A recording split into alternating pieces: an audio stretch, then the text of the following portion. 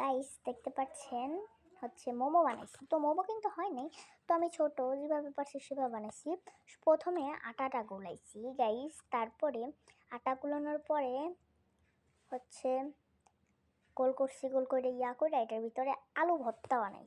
আলু ভর্তা ভইরা এভাবে এভাবে ডিজাইন করছি, আমি ডিজাইনে করছি। তো ডিজাইন করার পরে এটা তেলে ভেজে নিয়ে আসছি, এটাকে বলে মোমো। তো আমি এখন খেয়ে রিভিশন দিব, দাঁড়ান।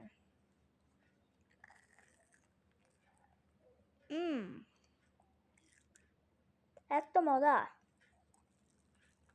মসমস হয়েছে। তো আমি খাইতেছি, যাচ্ছি, দেখতে পারতেছেন, শুনতেও পারতেছেন,